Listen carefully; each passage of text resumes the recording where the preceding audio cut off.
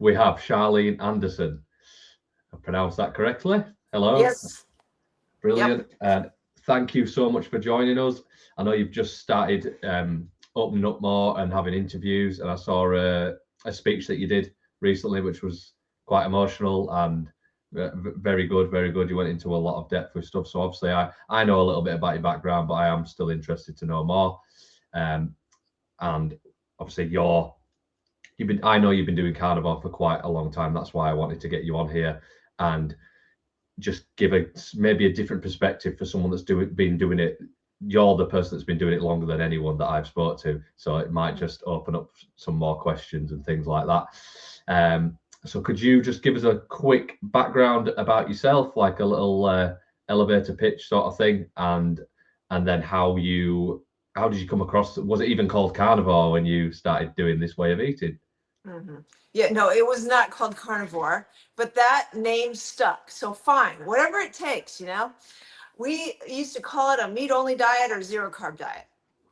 I mean, I have a longer version, I have a short version. Which one would you like?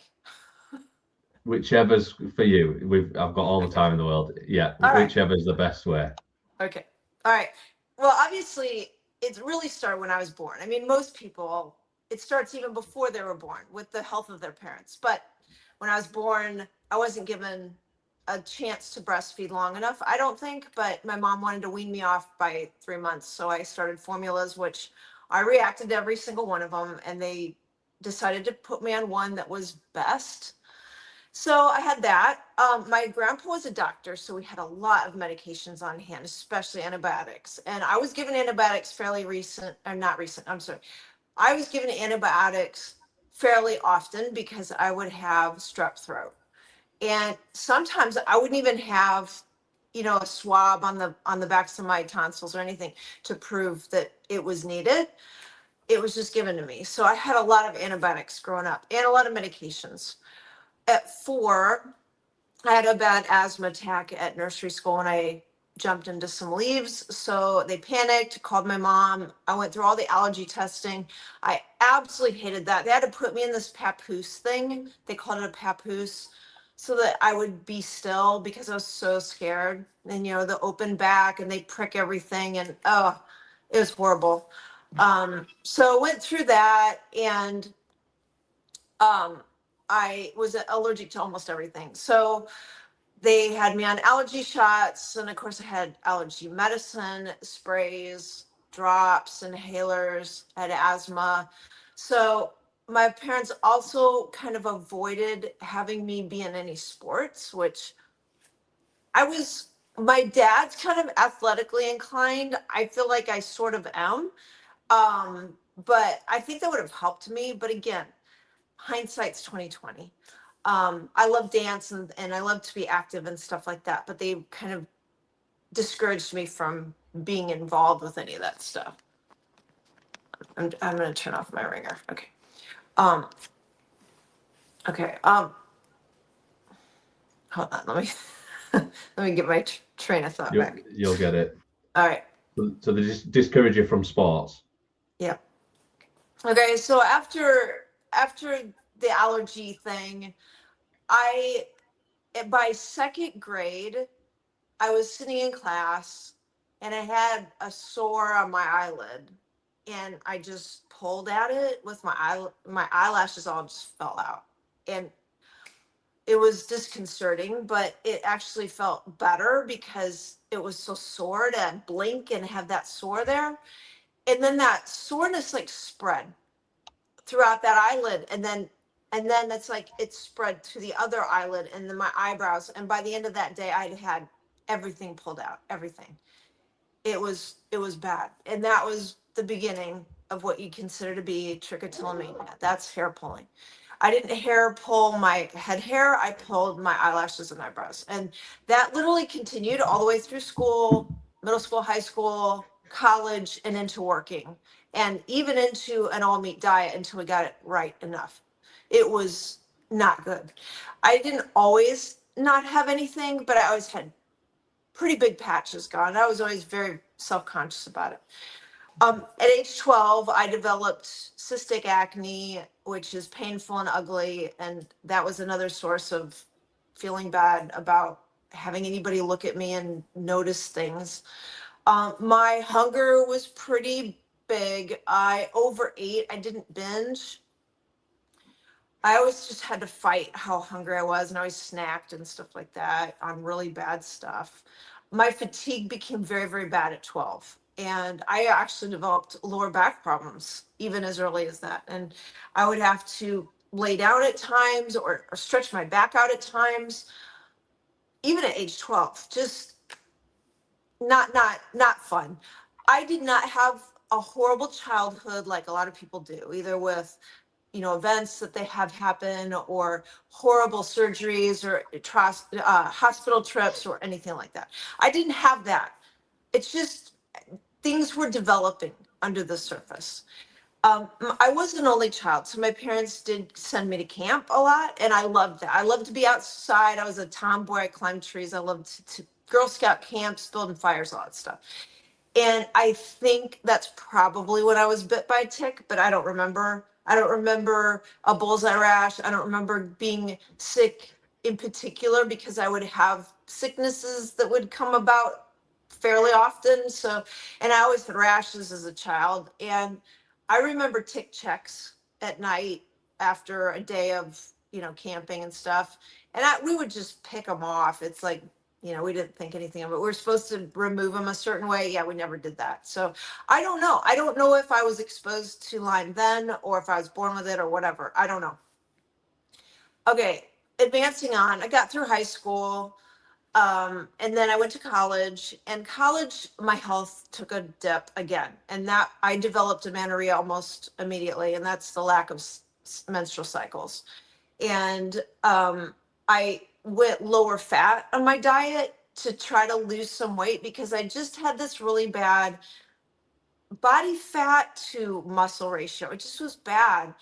Yeah, I don't think most people would think I was like overweight, but I definitely did not look the way I wanted to look. And so I tried to go lower calorie, of course, low fat. Instantly my cycle stopped.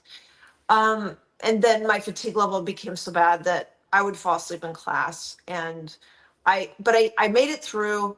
I did develop, that's when I started to really notice depression. I mean, I felt like I wasn't in my own body. I felt like I was watching life go on without me, like looking at a window and having this black cloud over me. I always felt dark.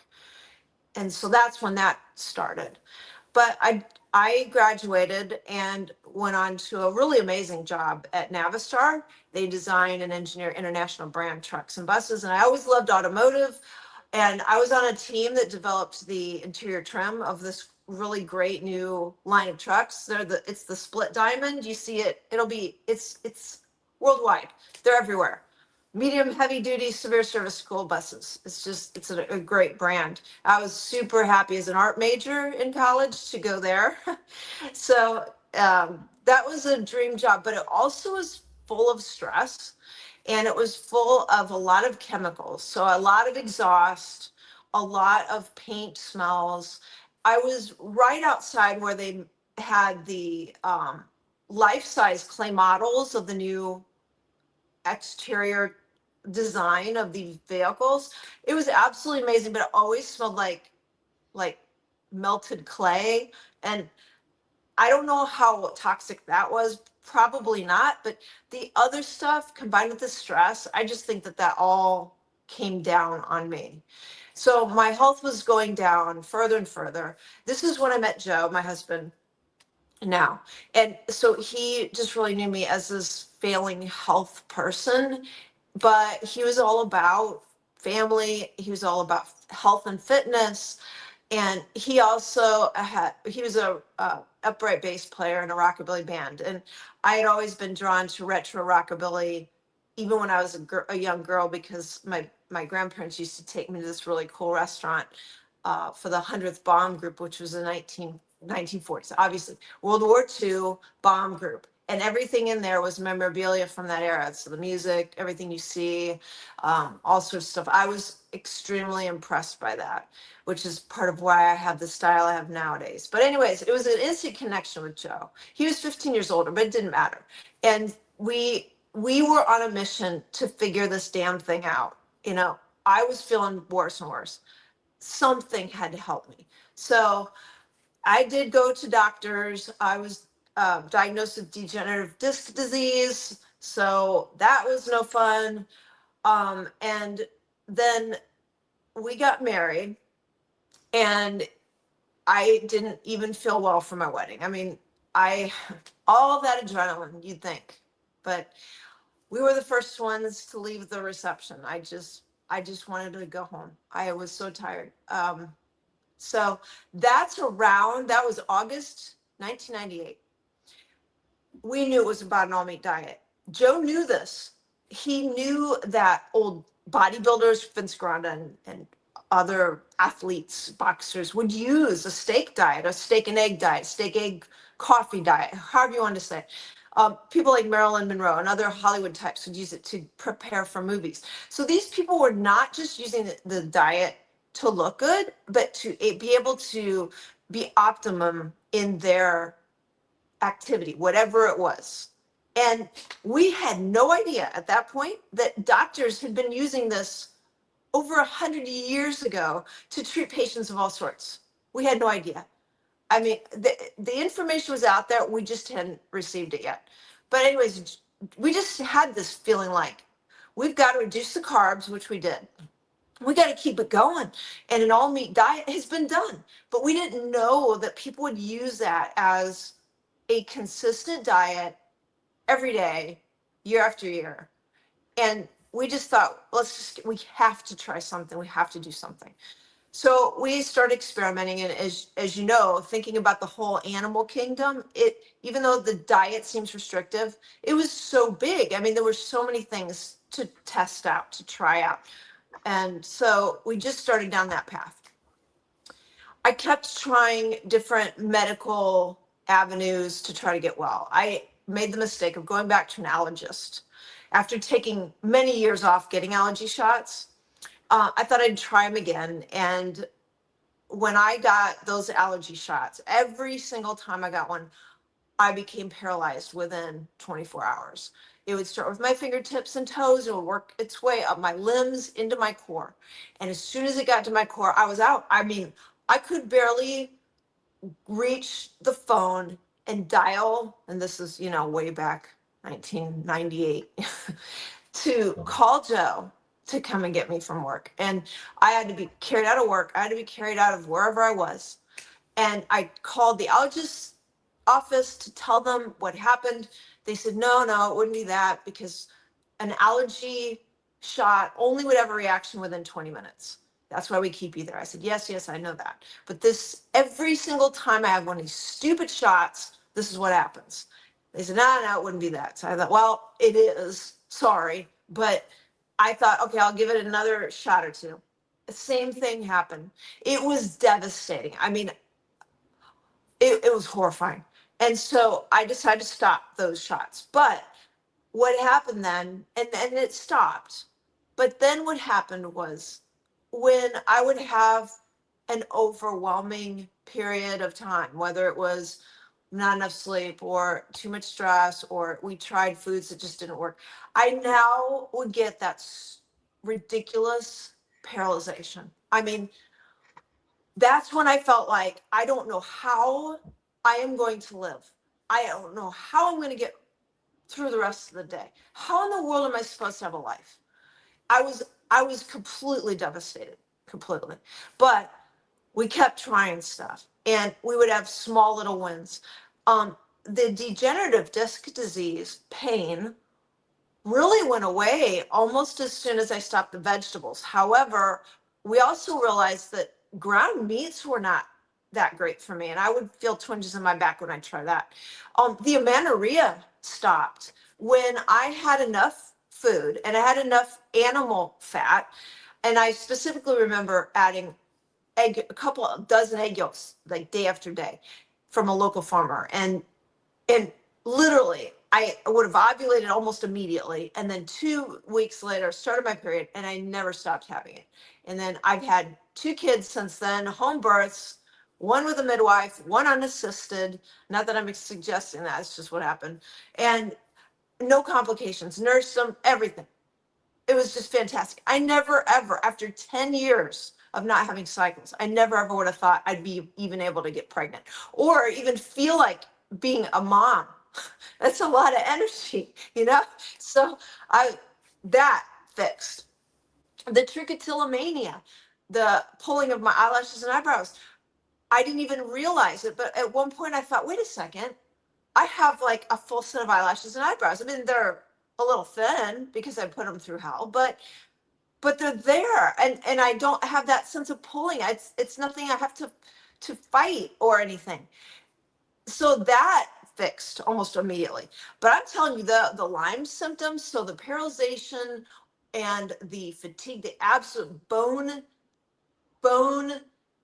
deep fatigue did not stop for a long time because we had a lot to figure out. I mean, we had to figure out, it took us like 6 years to figure out there was about red meat only diet. And even then, we'd still go back and test some things. So we started with pemmican. Pemmican is dried, we use bison, dried bison meat, and then you powder it and you mix it with tallow. And we were on that for about 4 years. Not 100%. We would try other things, things would slip in, or we just wanted to test stuff because we knew that we didn't know. We knew that there were so many things out there.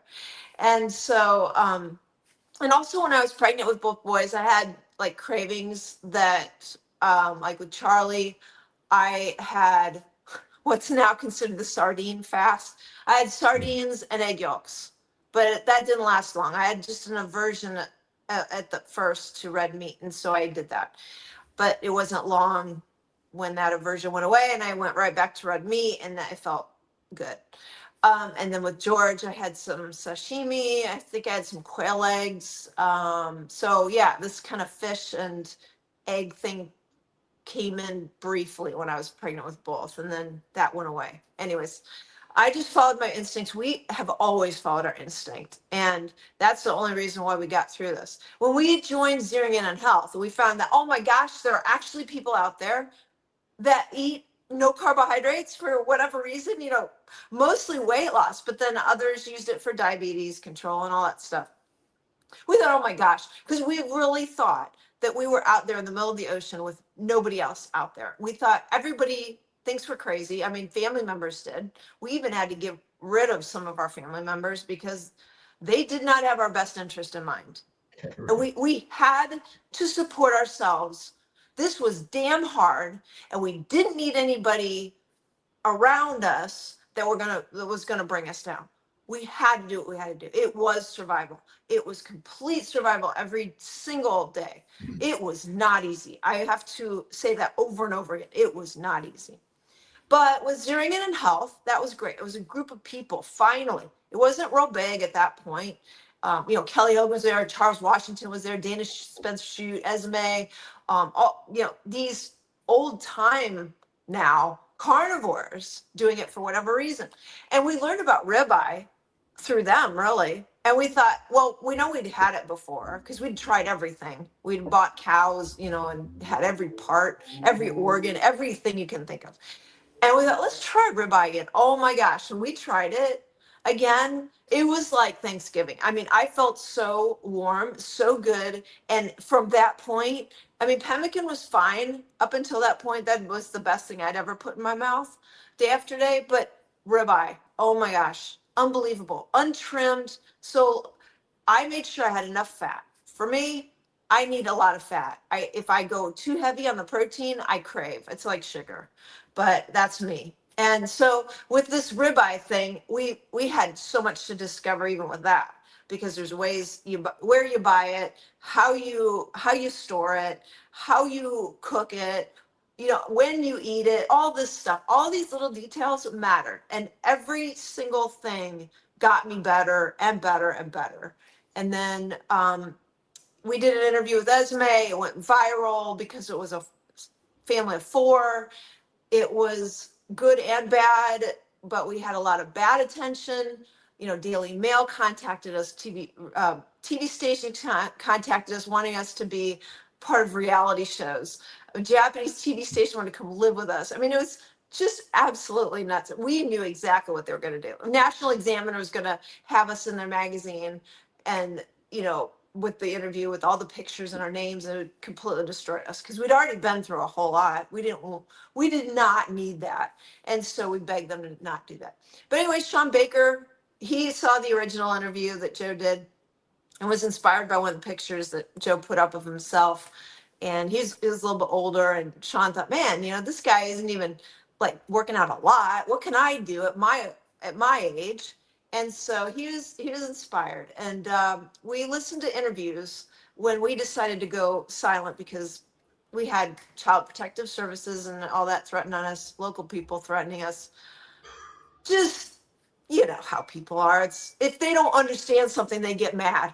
Nice. That's a great thing, but you know, it's a human frailty.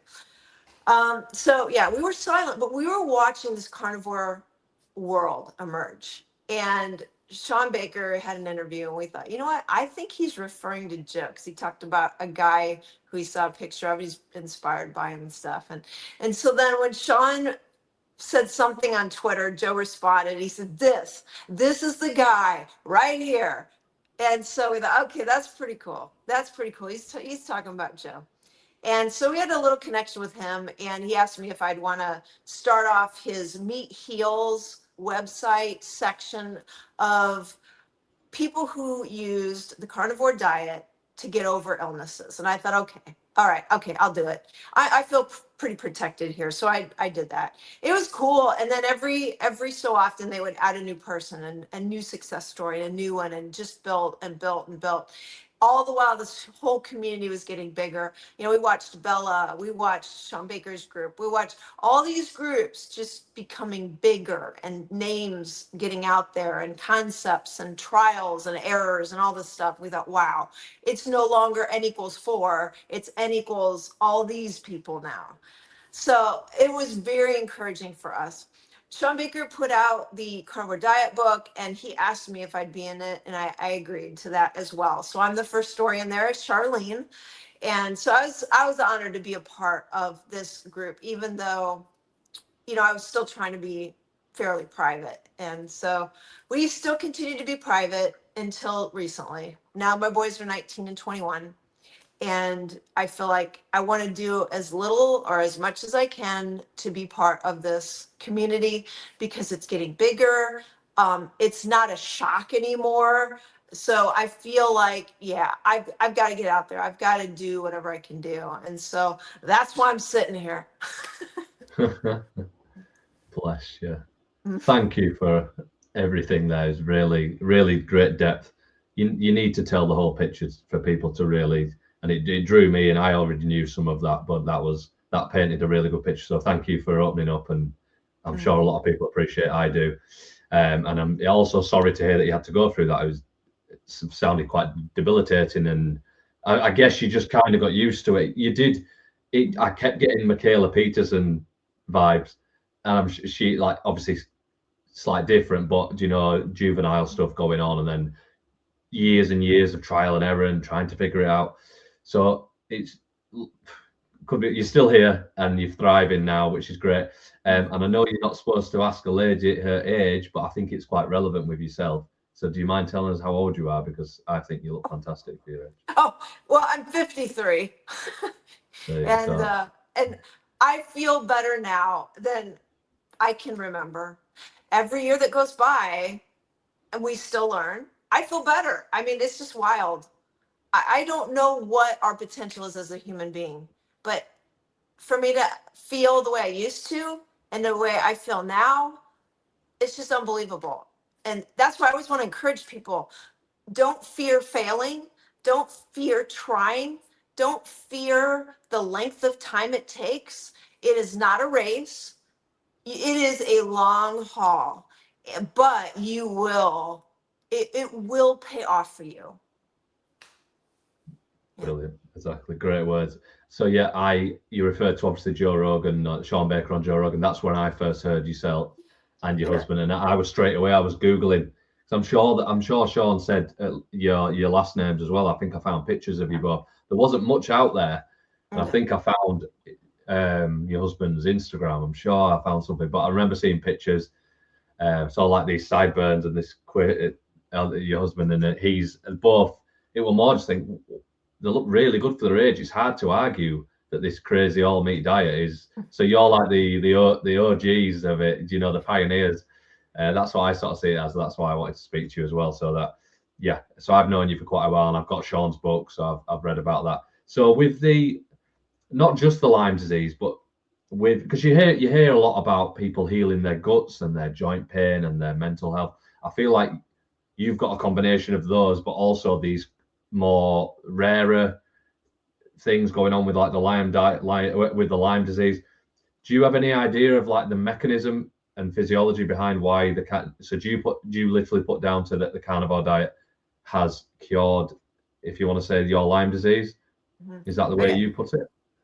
Yeah, this is an interesting way to think about it. And I even forgot to mention how, an alternative MD is who diagnosed me with it, with the Alyssa and the Western blot after we were married. So at least we knew what to like focus on. It was a reason to understand some of my symptoms. And we knew that diet was the only thing because I even tried supplements and obviously medications didn't work and even homeopathics didn't work. So I forgot to mention that. Okay, so this is interesting. With Lyme, I don't know where I stand now with Lyme. I've not seen a doctor of any kind for over 20 years. I haven't needed to. We haven't had the money. We haven't had the insurance. We have given up everything so that we can live our life and eat the way we need to eat. We have downsized. We've gotten rid of so much stuff. Just that being said, I go by how I feel, but I don't know if I were to reverse and eat bad again and just get stuck with like a standard American diet or something like that, I'll bet you I would go right back to feeling the way I used to feel. So I have no idea. Is Lyme gone? I have no idea. All I know is that I can control how I feel, and I have that choice every single day. And so every day I decide that I'm going to eat the way it makes me feel best. I will definitely try things. I am not beyond trying anything. Same with Joe. We don't have a line drawn where we know how many days we've been carnivore. I mean, I don't. There will never be a line. You know. Um, I believe that the best human diet is an all meat diet. I do, but I also feel like there are people out there that have conditions that make it very, very hard for them to eat whole meat without it being ground, or even meat in general. If they've been like fruitarian, vegetarian, vegan, I think that they have a harder time. Sometimes their body needs just time to adjust, but I never want to tell people what they need to eat. I do feel like humans are best off eating meat only. And if we don't, we can have all sorts of things happen. Another thing I think of is, yes, okay, fine. I was diagnosed with Lyme and degenerative disc. I had amenorrhea and trichotillomania. Okay, fine. Those are words that humans have come up with to define a pattern of something that happens when we don't eat right. There are so many things that I think we suffer from. We don't know what all we're suffering from them. But when you start to eat right, that's when things can reverse. Things you didn't even realize were wrong. And so I just feel like, to me, to feel the most optimal, I eat personally a ribeye diet. That makes me feel best. It's whole, it's got fat attached, and I can get plenty of fat. 80%, 20% calorie fat to protein. And so visually, it's like 1 part white and 3 parts red for me. So visually, before we cook it, and I do eat it cooked. I feel best with it cooked. And I eat twice a day. And I eat around a pound and a half more like 2 pounds raw, and then we cook it. And we cook it to medium well. And that's what I found best to digest and assimilate. So I think of my daily routine as controlling my Lyme disease or controlling how I feel, you know? Great answer. Yeah, it sounds very liberating and simple. And people think that's too simple, but you've got rid of a lot of variables, and you've really narrowed it down to what you like. I like how you said the 3-part white, 1-part red. Or was it the other way around? With that, that's a good way of visualizing it. So what have you introduced over the years, and what has really sort of, what's been a negative, or what's been sort of like just nothing either way? Is anything that you've introduced that you've been able to keep in, or is there anything that you're like, you've put eggs in and you're like, no, that's brought symptoms back? Well, yes, we have tested, and we probably still will always test if we feel like we want to. I've tested all sorts of things. We have as a group, as a family. Fermented food, for instance, that made sense. Like, say, okay, we are either, you want to say we're opportunistic scavengers. We came in after a predator made a kill. They ate the lean meat and organs. We come in, we grab the rib meat because we're fat eaters. We take it away. So that's one possibility. A lot of people think of us as hunters. And then that would include more the organ meats and just the whole animal and all that stuff. Fine, whichever. But we thought, all right, it would make sense that possibly we got some of that inside the intestine or stomach contents, possibly. And so we tested that many times over the years in different ways, and it just always was a fail. It never felt like, I mean, sometimes it would feel so good that we almost felt like we were drunk or something, but we stuck with it enough. We felt like, yeah, you know what? I smell like garbage.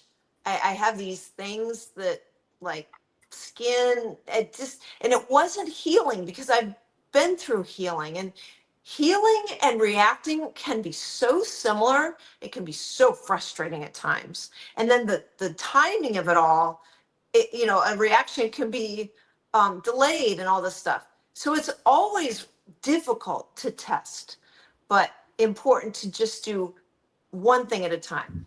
But when we would do, say, fermented food or drink, we would try different types of fermented. I wish it just didn't work. I feel so much better when I don't have those things, and so I decided not to have them. Salt we have experimented with all over the place. Not that we've tested every single salt, but there's kind of a tendency that we see.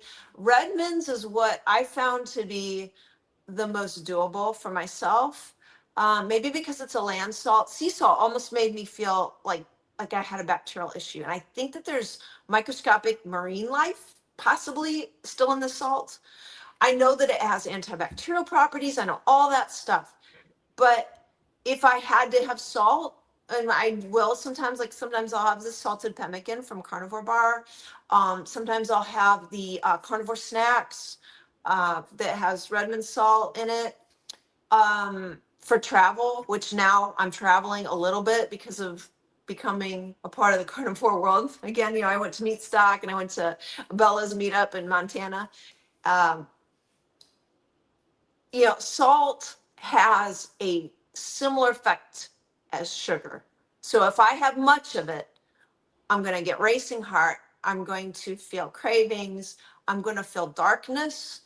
And I can even have cramps, muscle cramps from it. So it's not ideal. I also don't look right. Like the other day I experimented on the way home from Montana with LMNT packet. I probably shouldn't say the brand name, but I'm not coming down on it. A lot of people use that. And I use the unflavored stuff, a couple sticks in this huge thing of water. And oh my gosh, I swelled up so bad. I put up an Instagram reel to show how I looked after that, after I got back home from that. And that was even after a day passed of me, allowing my kidneys to clear out some of the sodium and electrolytes and stuff like that. I looks ridiculous. I just don't feel well with it. It does not go well for me. So it's like, okay, fine.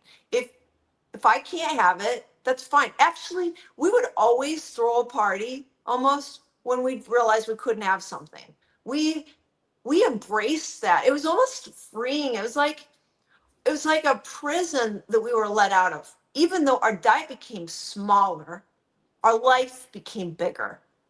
And I can't describe it anything more than that. That was our experience. So Yeah, I I love think I that. answered your question. Yeah, definitely. Yeah, no, definitely. It's and like I like how you said like yeah, just one at a time because and even if you say you have one thing and 2 days later you think you've got away with it and you add something else in, but then you get a delayed reaction. So that's very important.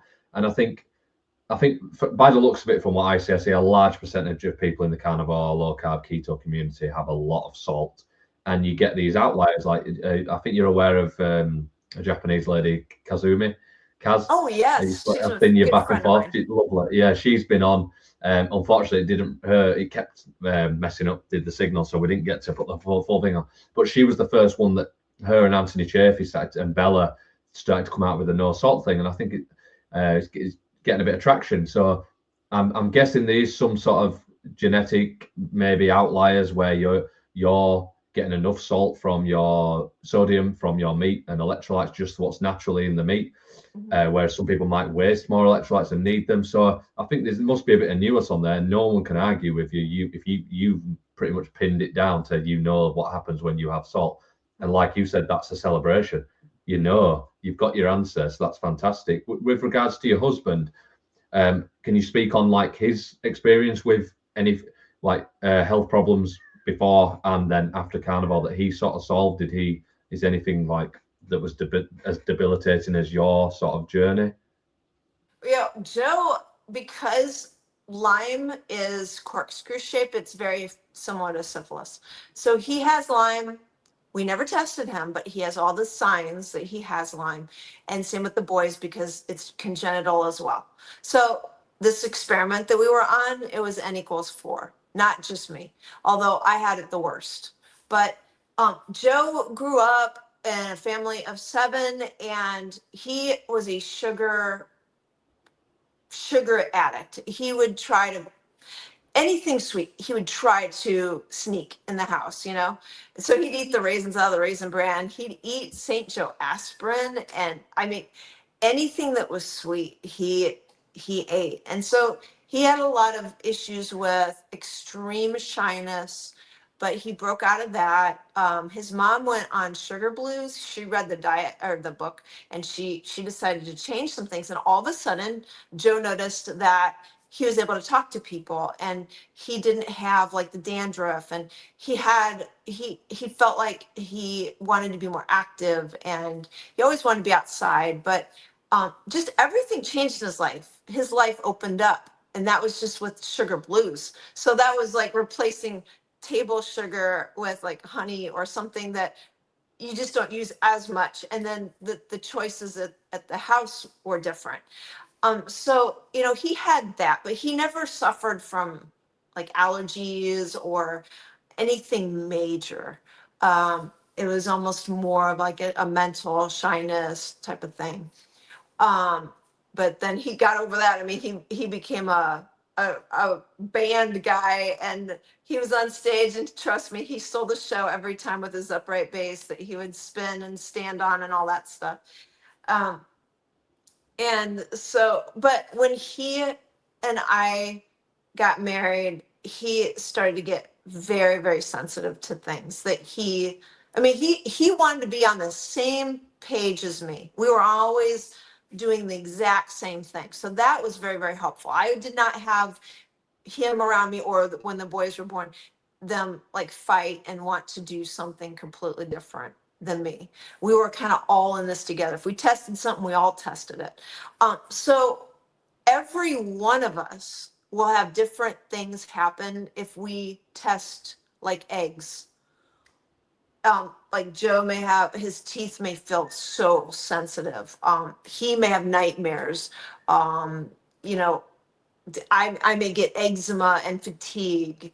Charlie and George, they have their own things like that they deal with. And it's just interesting to see how we all respond well to ribeye. And we all have issues if we try pretty much anything else. I mean, literally anything you can think of. The boys will, they always have choice. They always can test stuff. And they do. And usually they do it together. It does usually involve Joe and I. But like they'll have hamburger, but they just won't feel as good. And so it's always up to them to do the right thing. And they always know that, yeah, I mean, it may taste good or sometimes it doesn't, but they know that ribeye makes them feel best and that actually feels and tastes best to them. And so that's what they do. So each of us have these things, little or big, that happen that keep us on track. And so that's what we do. That's why we continue to eat the ribeye. Sometimes because it's so expensive, we've tried like chuck steak. Chuck steak isn't too bad of a option if you can't afford ribeye all the time. And you do have to add fat to it. It's not fatty enough. And so, I mean, we've tried things, suet pellets and tallow. And I have an FU jar. You know what I mean? It's like if I don't get fatty enough ribeye time after time, I've got tallow waiting in there for me so I can have enough fat. So it's like I'm always set if I don't get enough fat. The guys don't really like to do that, but it's mainly me that does that. So anyway. No, nice. Again, like with I don't know if you're aware of the Peterson family, like Michaela and John. That seems to be a family genetic thing as well. These people are more sensitive, but like you said earlier, I think everybody's got on this sort of spectrum of sensitivity. They just don't realize they had any problems until they try carnivore. Or then they're like, Yes. oh, I just thought it was normal to have a bloated stomach after eating and diarrhea and joint pain and acne and eczema and all these things. And you think, actually, we're not such delicate little snowflakes. Like I think everyone has problems. It's just different severities.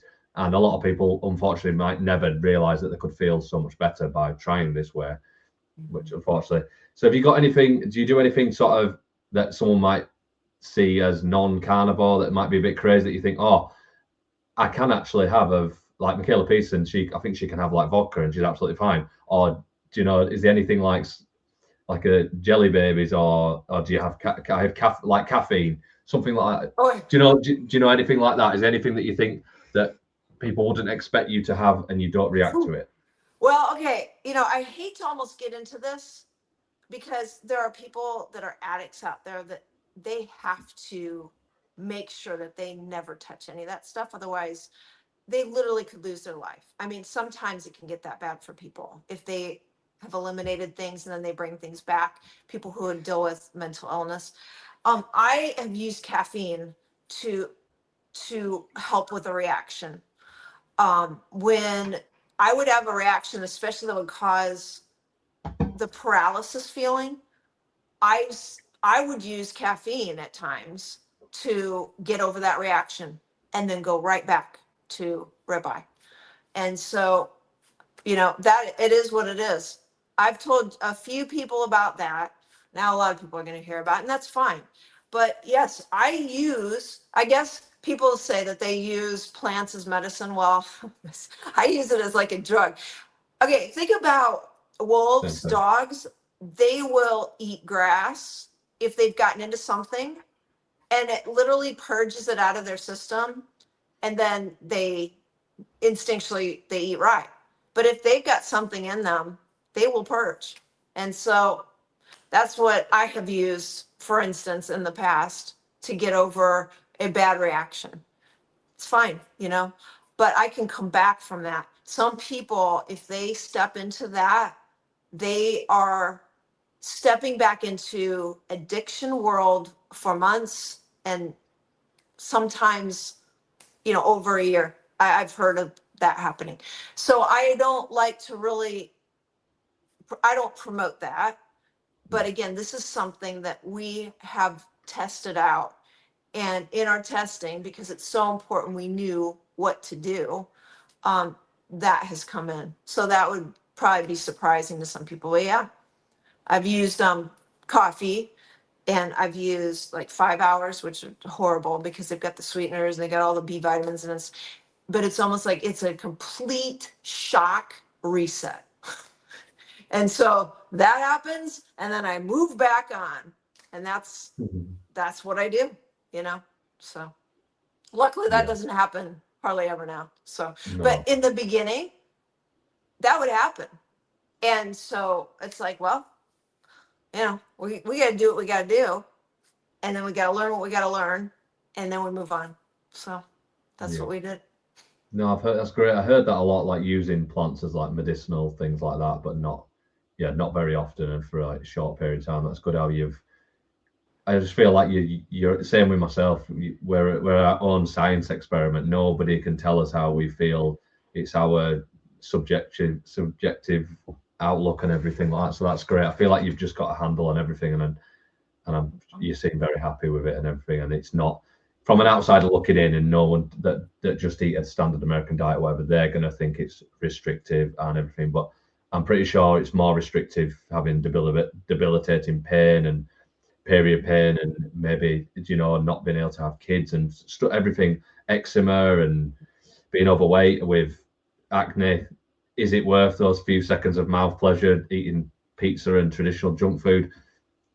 It's a tough one, like I said, and before, it's an addiction, whether they want to admit it or not. Like, which we, you know, so hopefully anyone watching this that might start to resonate and think, actually, yeah, I could be a bit healthier, and I have these problems, and which I just got told that it was like old age and inevitable. I think you'd be surprised how many things can start to get better with eating what we're probably supposed to eat. Like I always say this in my videos, that I'm quite shocked that we're the only species on the planet that don't have a clue what to eat. Whereas you look at any other animal in the wild, even in captivity in zoos, you're not allowed to feed them human food because they get human diseases, and like they've just got a diet, like they're giving the pandas bamboo and the koala bears eucalyptus leaves. It's like, why is that any different for us? We're not special. We don't need 10,000 flavors of crisps and ice cream. But that's how we've been born and bred, and alcohol, and it's you could talk about it forever. But I love the simplicity of like, okay, so after this interview, I'm gonna go and make like a kilogram, so like 2 pounds of red meat, and I know I'll be satiated. Oh, do you not get bored of that? Like, no, I'm salivating. Like when you were talking about your diet and food and red meat and the fat, that was making me salivate. But I think I've reset my brain and my taste buds, and it's a state of mind, I believe. So psychological, I think, especially like when I've worked with clients and things. So yeah, I can totally resonate with it, but hopefully it's eye-opening to anyone watching this that's willing to sort of try it and see what you've gone through. So I did have wrote down. Are you still rollerblading about your roller skates? Like, It's I like to roller skating. I used to. What's the difference? Is that the inline? Is it where the wheels are? I cannot do. Well, I haven't tried for decades, but I remember rollerblading, not my thing. Roller skating, yes. And oh my gosh, I get transported into a different world when I roller skate, and I try to roller skate every day. But people are enjoying my videos. Yeah. I never learned the footwork stuff, so that's like the inside of my garage stuff, and I'm still learning that, and I'm pretty bad at it. And so I film myself doing these things, and people like to see me screw up, which is fine. But what I love to do is put on my outdoor skates and just go. And oh my gosh, I just love it. It's one of those things in life you think, I don't know how things could be better right now. You know, it's just one of those things. And I being a kid.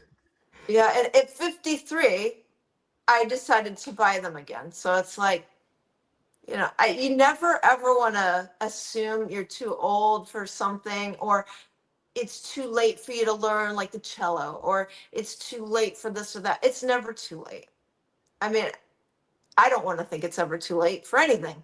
So no, I totally agree. It's almost that nostalgia and being a kid again and stuff. I think that's always, and a lot of people especially people that are in like care homes and like, I don't know what you call them in the US, but like where people have dementia and horrible things like that, and it's just debilitating, horrible to see. Whereas you should be able to go play soccer in the park as a grandparent with your grandkid, and that's what I see from it, and that's what I love, that side of it, and challenging yourself. It's nice to hear that, like, yeah, learn an instrument or something. It's like you're not dying, like just try and thrive. And I think a lot of it, obviously, it starts with the ability to do so. Some people can't even walk.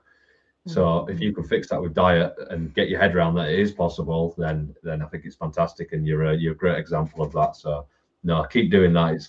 And post your, yeah, it's good that you post your failure. Like let people watch your progression, and it's good that you're very open, and especially you've been open today as well. So thank you for Mhm. Sure. that. That's great. So I'm trying to think what else I wanted to. You've answered a lot of things I already had wrote down, which is great. So it shows that we're on the same page. Mhm. I was very interested in like how sort of towards a lion diet or hardcore carnivore you sort of had to be. Um, I know you touched on sort of like intestines and things like that. Have you tried liver? I'm guessing you have, Oh yes. obviously. And I still remember there was like a week I spent about 5 days, so not quite a week, eating really honestly nothing but liver. And then all of a sudden I felt like I didn't need it anymore. So Yeah, yeah, and I mean I've tried every organ. My favorite was brain. Brain was awesome. We had farmer friends, so we could get anything anytime we wanted, fresh, frozen, whatever we wanted. We could get it as soon as it was butchered. We had access to a lot of things back in Indiana. So we were very, very grateful for that. And a lot of the farmers knew what we were doing. We were trying out, what would work for us, and they wanted to help us out, which was super cool. But yeah, love liver, but I never eat it now. I don't feel like I need it. Um, I haven't felt great when we reintroduce things like that. It's not horrible, but I feel better without it. And so, but I know a lot of people that use it like a multivitamin. They'll like chop yeah. up little tiny pieces and have a little tiny bit every day. I can't do that. And I don't know what to suggest to people other than just you've got to try out everything yourself. Believe in yourself. Understand that we're all a little bit different, even though I think as a human species, we're meant to eat a meat based diet, just like animals. Almost every single species has a specific diet. It's very small, actually, what they do best on. So I don't think we're that much different than that. But with that being said, I always say, you got to eat what you feel best with. I don't care what it is. Do it. I'm not trying to push anything. In fact, don't eat ribeye because I want it. Don't take my ribeye. So Yeah. anyway. No, I love that. Almost like that's why I resonate towards Sean Baker, because he's not dogmatic at all. He's like, if it works for you, crack on. Like, whereas someone else might say, no, no, you need to have liver, like because you're going to be missing like X, Y, and Z, and all this, which you've just got to. No one can argue. If you feel better without it, why can anyone argue? And I think that the main message of this whole interview to me has been like, trust your instincts. Your body will give you Yes. all the feedback you need. And I'm the same with liver. I go through periods of time where I crave it a little bit, Mhm. and then I can't even stomach it, and it's like my body's got what it needed for however many months, and at the minute I'm back having a little bit, but I never do it continuously. So that's interesting. So I think just listening to your body, but you also need to. You can't listen to your body unless you've got rid of like the carbohydrate noise and the seed Right. oils and all that. Once that's gone, and that's why I think I don't know how people can ever go back off it, because as soon as you introduce something that's ultra processed or anything, even something like that's carnivore food, like an egg or a chicken or pork, if you've been pure red meat, your body, it's like you just know straight away what's caused it, especially if you're putting one thing at a time. So yeah, I like that you've touched upon that, and it seems like you're really in touch with yourself, but you're not dogmatic, and you will experiment, and then just go from there. I'm guessing dairy is a negative for you. Yeah, yeah. Like when I travel the last couple times, I've had to use butter so that I get enough fat. And butter's probably the easiest thing for me to handle by far when it comes to dairy. As far as raw versus pasteurized, I haven't noticed a lot of difference, but the raw butter that I've had provided to me by these wonderful um, sponsors of these meat events, I haven't done as poorly with. Definitely, it's not something that I should have every day. I mean, I can tell eczema will come. I will get bags under my eyes. Just kind of an allergy feel and an allergy look. It's not ideal. Even butter. What Um, about ghee? Have you tried ghee? yes, of course I've tried. I've tried Yeah, I thought you. everything, but um, Any difference? again, that it was okay. You know, it was all right, but Not I'm not optimal. as optimal with it. I'm just not. Great word. So There you go. yeah. Well, absolute golden, plenty for people to get through there, and really appreciate your honesty and your depth and your vulnerability, if you want to put it like that. It's fantastic. It just shows the authenticity of it all. And thank you very much once again. I won't take up too much more of your time, but I think people should really check out your social media. I know you've got a YouTube channel coming up, and anything else going in the pipeline that you'd like to speak of. Can you let us know where people can find you, and anything that could, if they wanted to link up with you, anything that you want to speak of? Yeah, I just try to put myself out there so that people can use my trials and errors to their advantage. And Yeah, so I do use my social media to talk about little subjects that I've come across doing this whole carnivore diet thing, but then just things in general in life. But it's at Charlene underscore Andersen underscore for Instagram. And Andersen is Andersen. So, and then YouTube, I'm just getting started. I'm starting to populate it with the IG stuff that I have already, but some people just really like to use YouTube. So, okay, I'll do that. So there, I'm at Charlene and underscore Andersen, Charlene underscore Andersen, SEN. So I'm just gonna keep putting my stuff out there. I try to listen to people and answer the questions because I do get quite a few people asking me questions. And most of the time it's easier to answer them with a video so that I'm not just answering them, I'm answering everybody that wants to watch. And I always encourage people, swipe on by if you're not interested. I know some of the stuff is not for everybody. So whether I'm talking about beauty tips or whether I'm talking about diet or exercise or whatever, pick your thing you're interested in and just swipe by the rest. I don't care. yeah. A woman of many talents, versatile, and that's great. I will put your Instagram and your YouTube in the show notes so people can find it there, and that's the easiest way to do it. So, and thank you again. It's been very good. I'll have to get you on again, but I'm sure you've got a backlog of people booking you in because yeah, I've known about you for years. I heard your name before I started the diet. That's literally where I came Wow. across Sean Baker. So Yeah. thank That's you. pretty Thank cool, you for Rob. sharing. Yeah, Yeah. brilliant. So we'll wrap it up there. And thanks again. So we've had Charlene Andersen, fantastic. Any comments or anything? I'm sure you might want to message her on Instagram or YouTube. I'm sure she'll make a video for your answer, and you can watch it on the roller skates. And I've worn your socks, and yeah, what a talent. Yeah, fantastic. That video's coming out. It's gonna be pretty cool. I don't think you'll be disappointed. It'll be fun. I'm Oh, waiting for I think Sean Baker's gonna do it for me. I got a couple other guys doing it for me. It's gonna be fun. fantastic. Brilliant. Right. Well, thank you very much. And we'll Thank you. see you again. Cheers.